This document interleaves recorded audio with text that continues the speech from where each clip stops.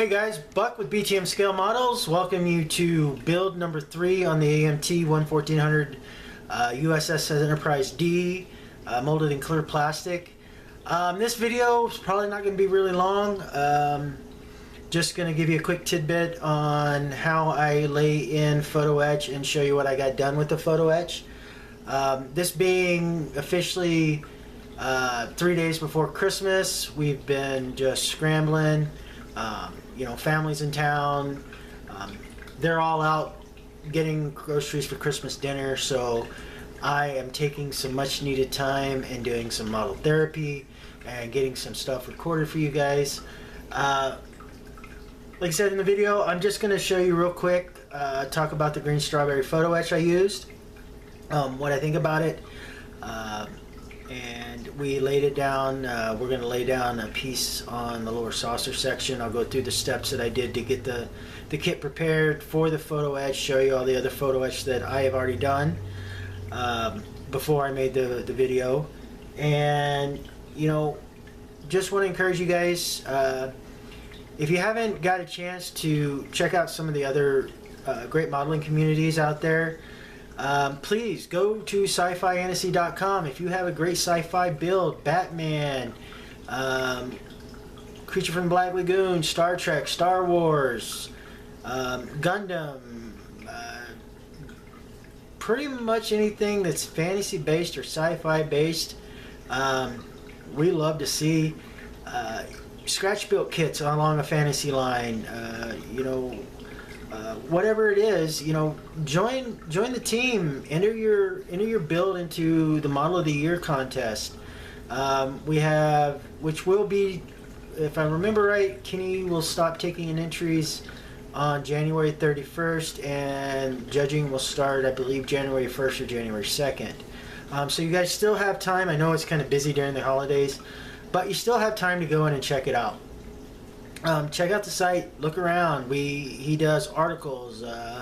We have articles on builds, on scratch builds, on product testing. I really encourage you guys to go check out the community, the webpage. You know, Kenny does a lot of work keeping it up, getting all these kits in for the Model of the Year contest, getting it all ready for the big event this year. Also, I will be posting videos. I want to wish you guys a very Merry Christmas and a Happy New Year. And let's get to the bench and actually get some work done. Hey guys, welcome to video 3 on the build of AMT's USS Enterprise-D 1400 scale in clear plastic. Just to go over a little bit what I've gotten done. I've started laying down the photo etch, but I wanted to show you this first before I started the photo etch to let you know we're getting ready to start laying some work for the lighting. I started trenching where I want my power leads wires to go, and I also trenched out where I'm going to run fiber optics for the navigation lights in the back. What I've done is just taking a Dremel with a little router bit and just slowly and carefully taking a little bit of a time. This is something you really want to do slow. You don't want to go too deep, too fast, just a little bit of time, and you know, check and see where you're at, because sometimes you don't have to go very deep if you're running small wire, which on the video when we start laying in lighting, I'll show you what I use. There's several choices out there, but I'll show you what I like to use and what's been working well. But I want to show you what I've gotten done on the photo etch so far. So here on the secondary hull, I'll show you I've laid in the phaser bank on it all. Now I do have to go in and do some touch-up work. As you can see here, some of the ends lifted up just a little bit, but I can take and flatten those down. What I did, and I'll show you when I explain how I did it and how I do it, is I just grinded down the phaser banks, but I didn't grind them all the way down. I didn't grind them flush. I wanted to keep a little bit of a ridge there, give it a little height away from the hull. So here's the main saucer. Again, that's all laid in, and what I'm going to do is go take some liquid putty, and as you can see here where these joints are, I'm just going to add a little bit of that and sand it down to take care of where the joints formed up on laying this ring down. I've went ahead and installed the shuttle bay doors. Now I'm going to have to go in and do a little putty work to flush that out. On the sides, it fits well, but I put it in, I thought I scraped enough, and I laid the glue down, and well, while it's in there pretty good for me, I know there's going to be some light leak around it, and I want to seal it up real nice, so I'll be going back in with some putty and sanding that down. Also, I've hollowed out where the bridge section is going to go, just to show you guys. That's the bridge, and I've hollowed it out so I can run light, so I can light up the bridge, and I will have a strobe going here, just so you guys know. Then this is about the only thing on the top part of the secondary hull, the exhaust ports, that I've gotten done. And then here on the neck, quite a little bit, and I'll just show you some of the little detail here. I'll zoom in and focus. So as you can see, there's a little detail.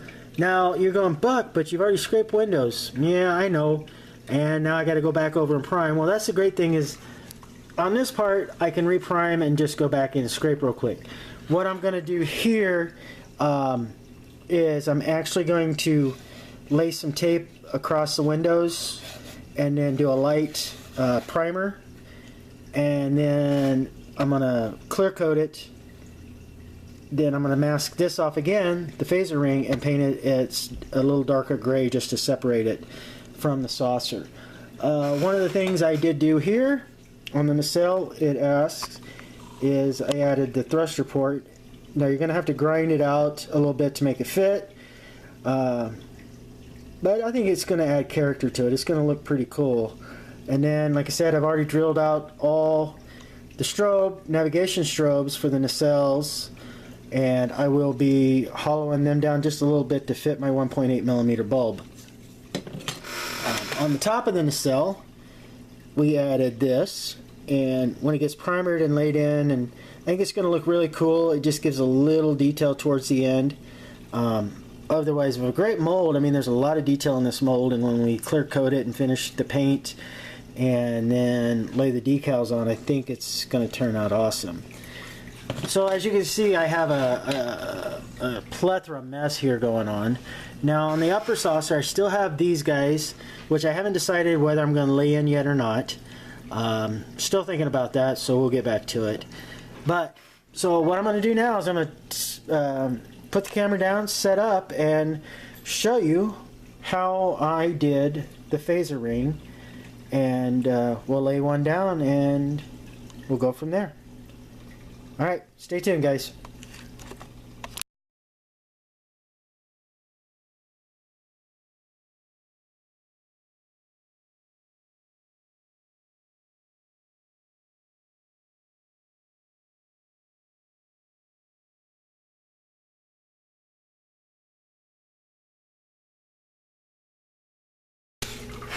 Okay, guys, I've gotten an initial grinding down done with the Dremel. Without trying to zoom that in, just so you guys can see, I did this all right here. I took it down to where it's pretty well even all the way across. Now, one of the things that I do, and you can too, is I'll take a piece of my really light grit sandpaper, you know, the 4 to 500 count, even 600 count, and basically I will now finish sand. I will work out the rough plastic that melted and didn't actually grind away, frost it up a little bit, help with light blocking, and just knock down the edges. What this is going to do is it smooths it down to have a more even fit when you lay down the photo etch.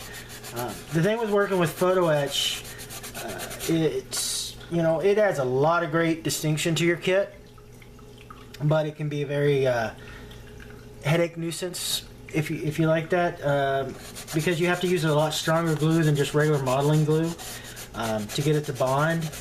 Some people, you know, I use CA glue, and I'll show you the brand I use here in a second, But some people even go on and using you know, epoxies and stuff for other gear just to help it bind a little better.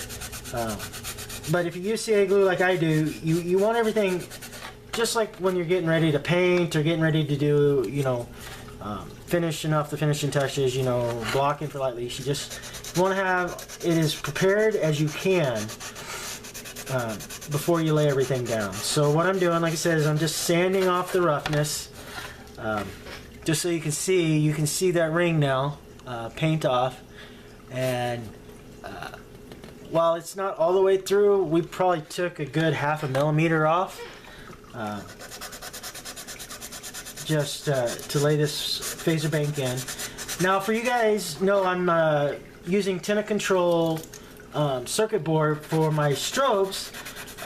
But if you didn't know and you haven't gone to take a look at his site or at HDA Model Works, he also does for this kit the phaser bank, the light up phaser bank. He actually has it where there's you put in a string of LEDs around the phaser bank, and he has sound and everything to it. And what it does is it'll light up and randomly meet up at a phaser position to fire, which is really cool. Which, you know, if I build this kit again, I'm definitely going to get that, because it's just going to be really neat. The only problem is, why, you ask, Buck, didn't you do it this time? Wouldn't it look really cool with the phaser banks?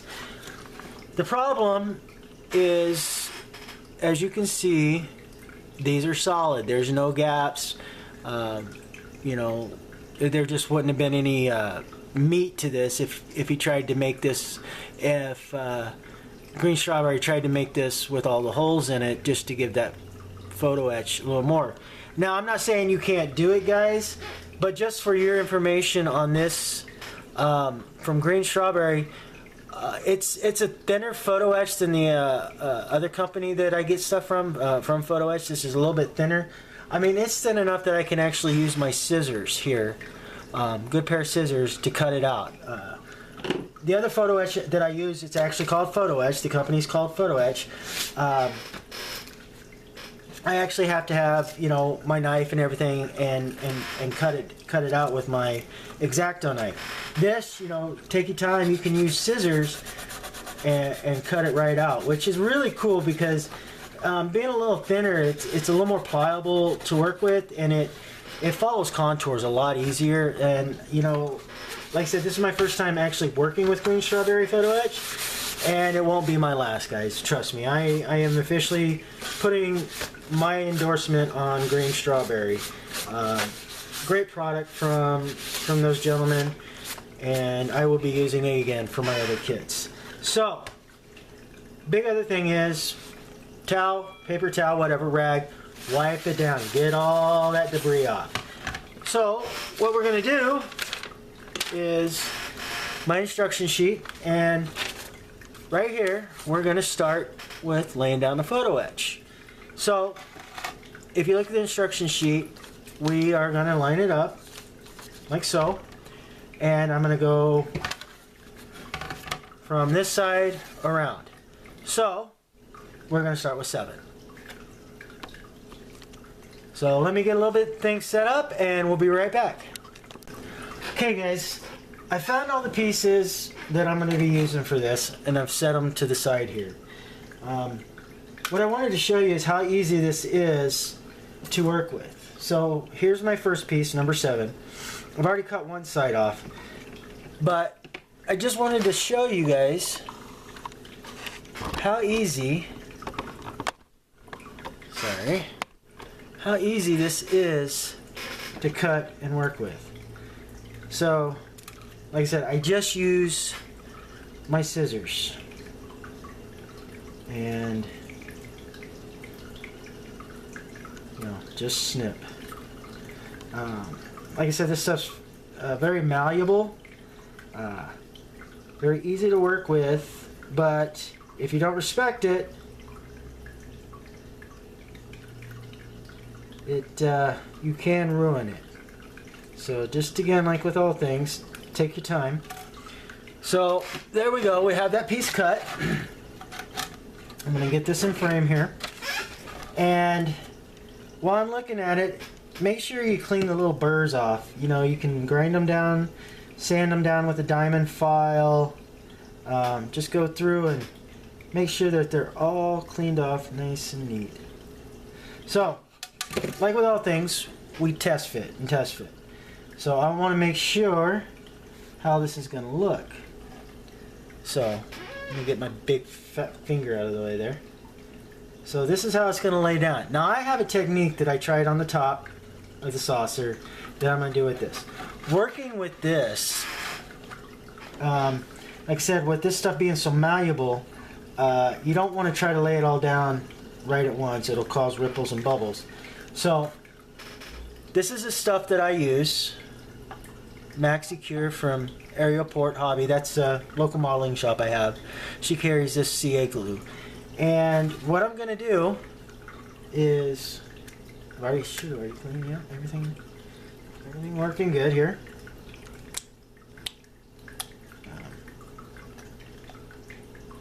Kind of lost my talk. What I'm going to do is I'm going to put a little bit down, like I said, and try not to go to the edge with this because this stuff it's very thin and it stretches out quite a bit. So first thing I'm going to do, I'm going to line up and get my end on. And I'm going to hold it down to where I want it and have it lined up and let that sit for a second. Now this is going to do two things for me. What it is when I go to lay the rest of this down, sometimes you got to actually use your knife. I'm going to lay a bead in and then very carefully I'm just going to push down and bring it down as even as I can. And then I go back and I'll use my file here, my tweezers, to smooth it down some more. So, forgive me, I'm gonna move this out of the round way. Make sure you blow any dust off. And like I said, this stuff's very thin. You don't need a whole lot. A little definitely goes a long way. So now what I'm going to do is, like I said, I'm just going to slowly bring it down into place. And then I'm going to take this and I'm going to hold this end down.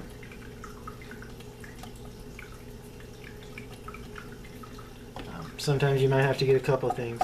And just give it a little tap and work from there.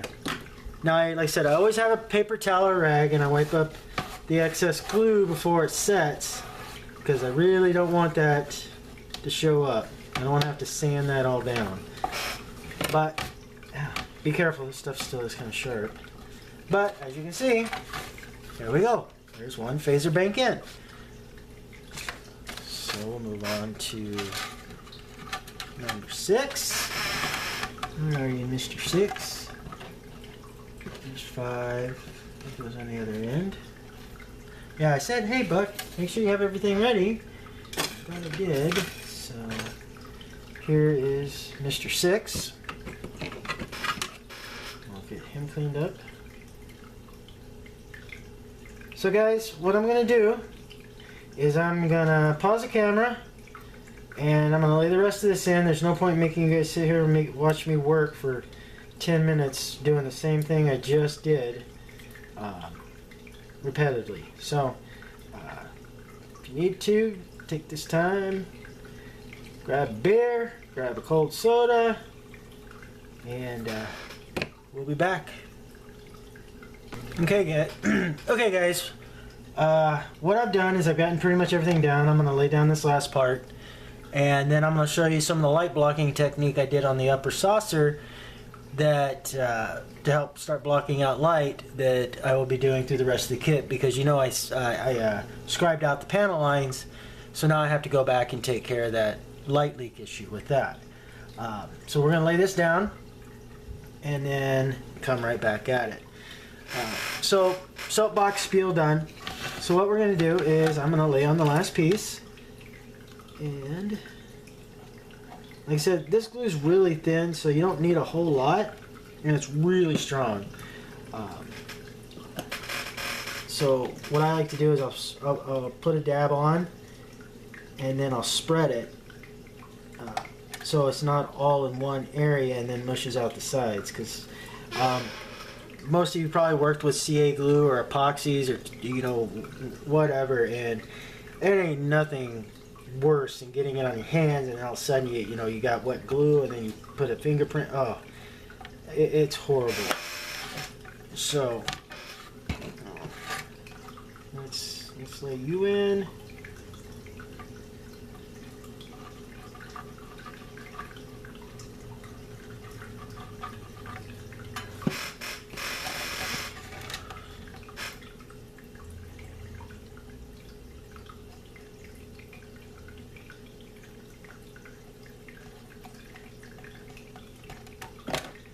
Voila! There we go.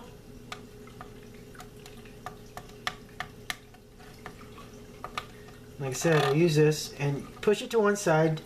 When you're pushing down, don't go back and forth on it, because you might create one of these ripple effects. So I like to take my paper towel and I'll clean off what little excess glue there is. But there you go, guys. There is the lower saucer section phaser bank done. So I'm going to let this set up and dry, but what I did want to show you guys, there you go. Now I'm going to have to go back in and paint this. This is all what you see. It's not actual light, it's the actual brass showing through from the phaser. But what I did to solve my light leak problem is I took some Tamiya XF1 flat black, and I went through, and where I etched out the panel lines, I painted over it with black. Now it took a couple of coats, but it worked out really well. Let me show you real quick. So as you can see, remember how I say I hold it up to the light and take a look? So as you can see where the phaser bank is, I have a lot to go back over and do. And a lot of that will get covered up with primer. But what I'm going to do is I'm going to go back in and I'm going to paint around here that flat Tamiya black. And that's going to help. Same thing, like I said, you can see all through, and this one I haven't done yet. But that's what I'm going to do. That's how I figured out how to solve my light leak issue. And as you're probably wondering what's going on here, well, on this kit, this is where you set it up on your base. With us putting in lights, it's going to add extra weight. So what I did is I filled this in with Bondo putty, and I'll go in and sand it out, and then I'll make sure it's all smooth, and then I'll re-etch the panel lines there. And then what I'm going to do, checking the instructions, there's no decals that go along here at all. Maybe one. It might be the Starfleet runner. I'll double check, but for the most part I don't think there's anything that goes right in this immediate area. Even if there is, I can cut the decal and split it. But this is where I'm going to run my post to mount to my base. What it does is it gives me a little more area center, not trying to run everything right up here against the saucer, or I'm sorry, not the saucer, but the deflector dish, because when I go in to do that, what I'm going to do is I'm going to run a piece of styrene from here across, and then I'm going to glue a blue LED tape strip here to help light up the deflector dish. And then pretty much everything, I haven't decided whether I'm going to mount the board in the saucer section or back here underneath, but a lot of the work is going to go in here, where we're going to put the light strip tape to do the saucer the secondary hull, my LEDs, because the great thing is, this is the top half of it, you get a little space to work in there to run lights. So guys, I'm going to do a little more prep work. I'm going to start doing some light blocking, and the next time we do a video, which will be after the new year, on this build, we will start laying in light. And what we're probably going to do is start with the warp nacelles and get this all run so I can get this sealed up and lay the photo etch down for here and get it painted. And then we'll start laying in the tape on everything else. But I'm going to go ahead and take care of a lot of the light blocking issue work. And that way when it comes time to run the lighting, I can just go straight to shooting it for you guys and not waste any time. So if you guys, I know you guys are waiting on that, and I'm sorry. I promised, a couple weeks ago that I would do it, and like I said, sometimes other things happen. But from me to you and my family to you, we wish you guys a very Merry Christmas and